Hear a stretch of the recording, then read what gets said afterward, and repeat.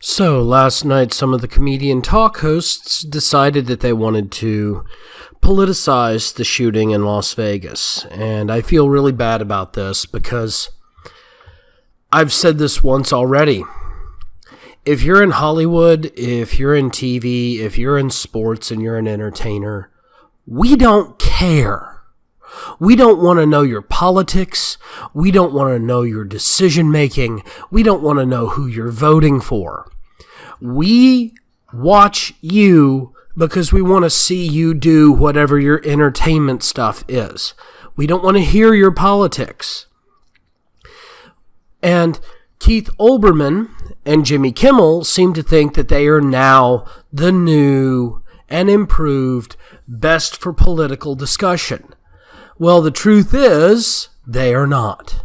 So, let's go ahead and cut to the clip. We're going to start with Keith Olbermann right here.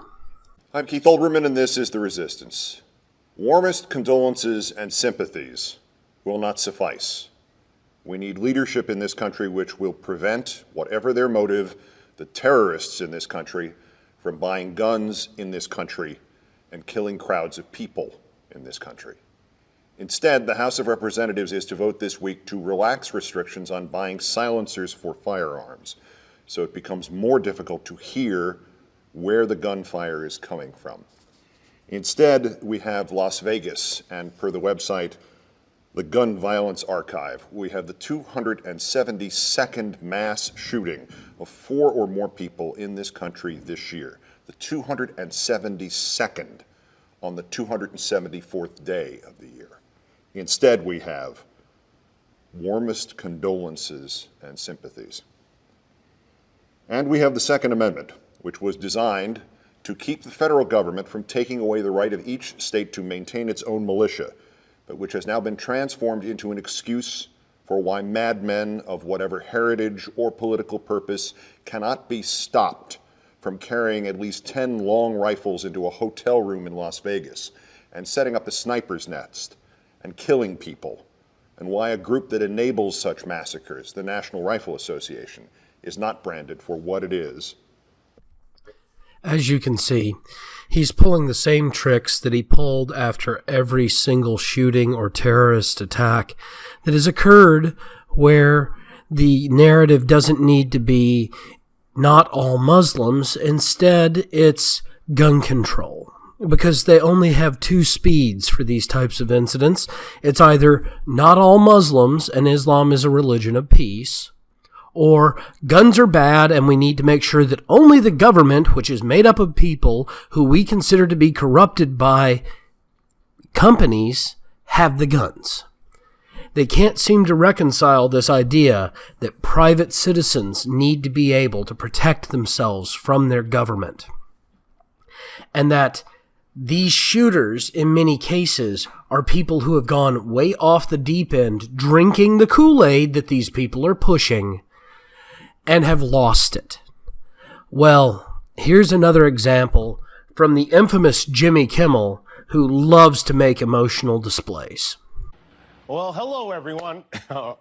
Here we are again in the aftermath of another terrible, inexplicable, shocking and painful tragedy, this time in Las Vegas, which happens to be my hometown and Cleto's hometown, Cleto Sr.'s hometown. And as you know, at least 59 people are dead. Hundreds of people were wounded in what they say was the deadliest mass shooting in modern American history, coming about a year and a half after the previous deadliest mass shooting in modern American history in Orlando, where 49 people lost their lives. And of course, we pray for the victims and for their families and friends, and we wonder why, even though there's probably no way to ever know why a human being would do something like this to other human beings who are at a concert, having fun and listening to music. Jason Aldean was on stage. Luke Combs, who was here with us tonight, he played the show too, and obviously no one could have ever expected that something terrible would happen, but it did. A very sick person smuggled 17 guns into his hotel room and smashed out the windows, started firing indiscriminately from the 32nd floor into a crowd of 22,000 people across the street. And as a result of that, this morning, We have children without parents and fathers without sons, mothers without daughters. We lost 2 police officers. We lost a nurse from Tennessee. Now, as you can see, Kimmel is also pushing this emotional appeal BS that he loves to use. He's used this with healthcare reform. He's used it with taxation. He's used it with every other progressive methodology he has supported. And yet people can't seem to see it, that his concepts, his ideas are not new. They are the exact same concepts that the Progressive Party has been pushing for decades.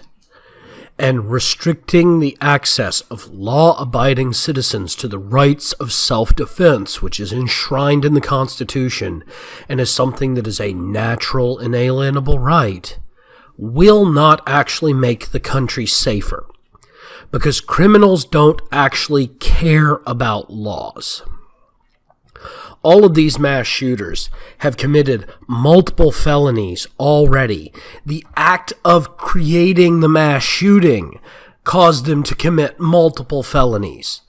And the fact that they went through with it anyway, knowing it was illegal, means that just because guns are illegal doesn't mean they won't go get a gun, so that they can go ahead and do what they're going to do anyway. That is part of the fundamental flaw of this argument that we need to make guns tougher to get.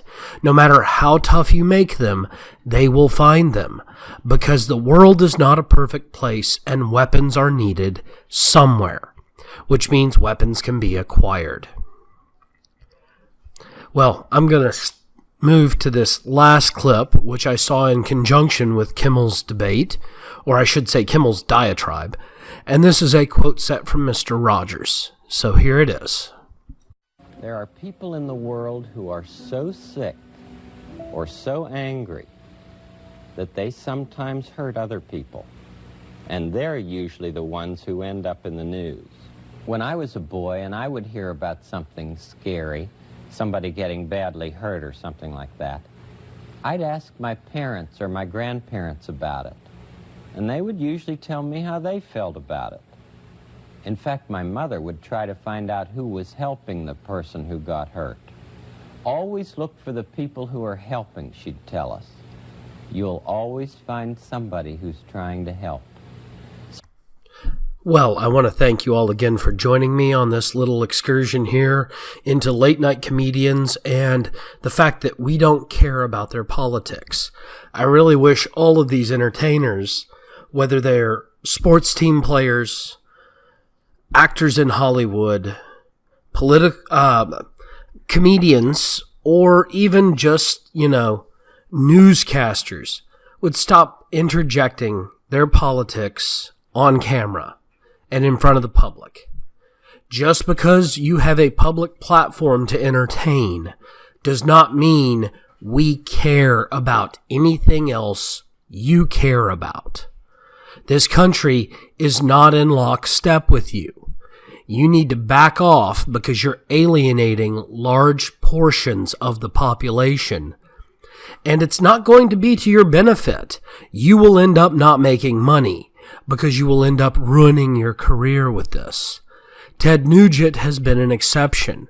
And realistically, I, even as a conservative, won't watch him because he interjects his political opinions instead of playing music.